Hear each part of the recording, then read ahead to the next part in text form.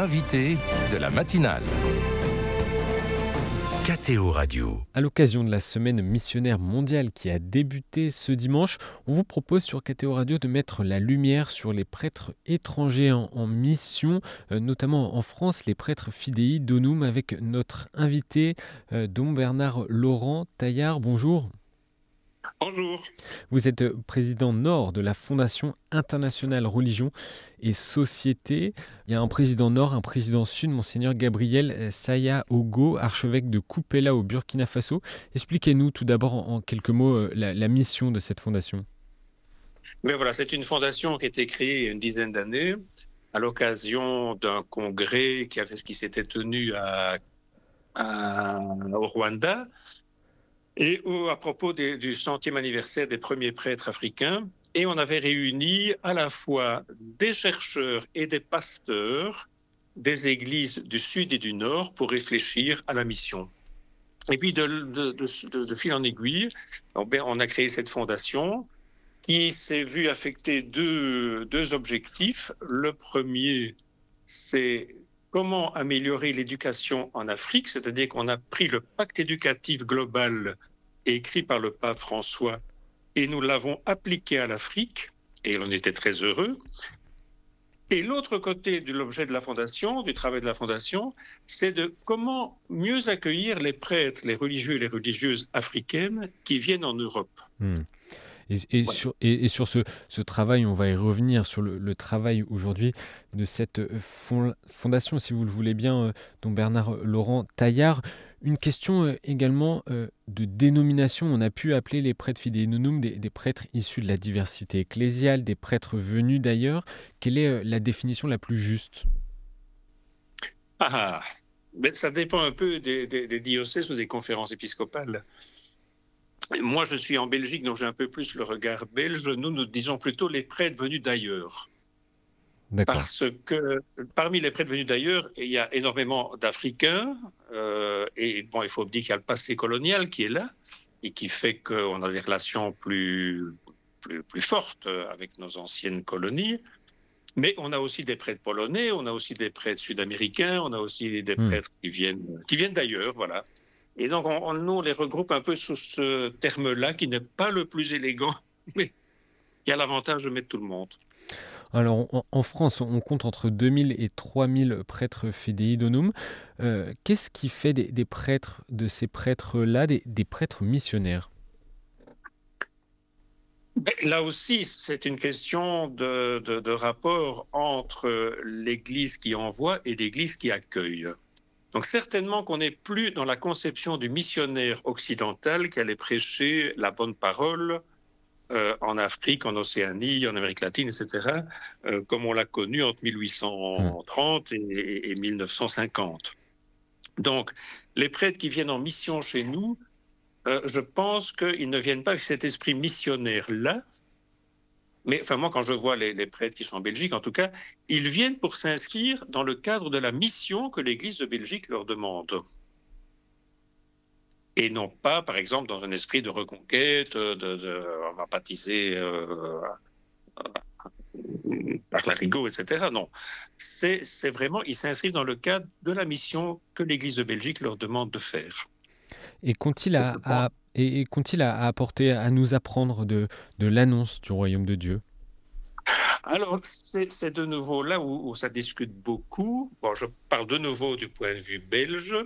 Chez nous, beaucoup de prêtres d'origine africaine ou d'ailleurs sont venus parce qu'il y a l'Université catholique de Louvain, parce qu'il y a des instituts de formation. Et donc, ces prêtres étaient envoyés chez nous pour être formés, pour retourner chez eux. Et puis, ils ne retournaient pas tout de suite chez eux, soit parce qu'ils n'en avaient pas envie, soit surtout parce que les évêques de Belgique leur demandaient de rester un petit peu. Puisqu'il faut dire que chez nous, on est encore sous le concordat de Napoléon. Et donc, un prêtre qui a un travail dans une paroisse, l'État peut subvenir à ses besoins. Donc, à ce moment-là, on ne pensait pas vraiment donner une mission à ces prêtres. Ils venaient prendre la place des prêtres belges qui manquaient. Et c'est là où aujourd'hui les épiscopats africains réagissent un petit peu en disant voilà, on a d'excellents prêtres qui arrivent chez vous, mais on voudrait savoir pourquoi on vous les envoie. Alors, il y a une chose qui est essentielle aujourd'hui, c'est que les épiscopats africains veulent aider les églises européennes. Ils disent, voilà, chez nous, on a des vocations, vous en manquez, nous pouvons vous aider, mais pour ça, il faut qu'on sache quels sont les besoins que vous attendez de nos prêtres, et les évêques africains demandent aussi quel sera le contexte dans lequel les prêtres africains vont arriver en Europe. Le contexte est quand même très, très différent entre une paroisse du Congo, Kinshasa ou Congo-Brazza ou Rwanda, et puis chez nous. C'est quand même le choc culturel et spirituel est énorme. Sur justement ce décalage culturel, comment ces prêtres étrangers en mission en France ou en Belgique vivent ce décalage? Je crois qu'à un moment donné, ils le vivent tous un peu mal, dans le sens, et ça, il faut qu'on en soit conscient. Moi, je vais souvent en Afrique, dans le cadre de mes nouvelles fonctions au niveau du monde monastique, je suis souvent là-bas. Il faut se rendre compte qu'une paroisse africaine, c'est une ruche.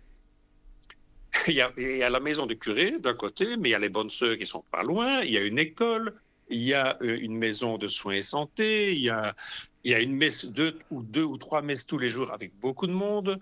Le dimanche, je ne vous dis pas. Et puis quand ils arrivent chez nous, les presbytères, ce n'est pas toujours les lieux où il y a le plus de vie. Et donc, le choc, il est là. C'est le manque de présence humaine, les enfants qui courent partout, etc. C'est un choc qui est vraiment très lourd à porter.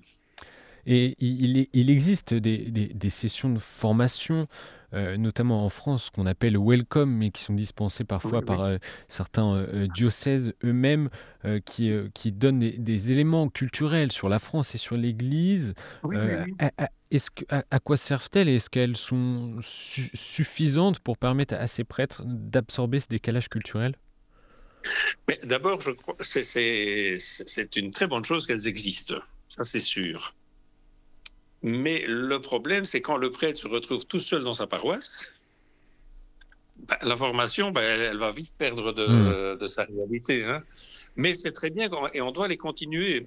Il faut peut-être même, quand un diocèse ou une conférence épiscopale, moi je crois de plus en plus que ce sont les conférences épiscopales qui doivent discuter entre elles plutôt que les diocèses indépendamment les uns des autres.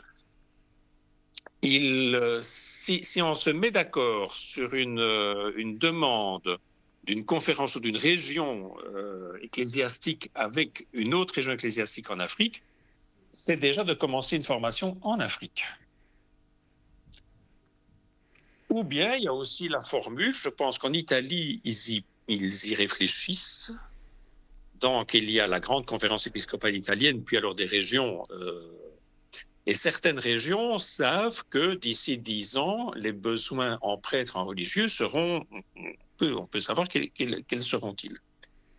Et donc de voir avec une conférence épiscopale africaine si des jeunes Africains ne peuvent pas venir se former, même en Italie, de telle manière que le choc culturel soit mieux absorbé des deux côtés.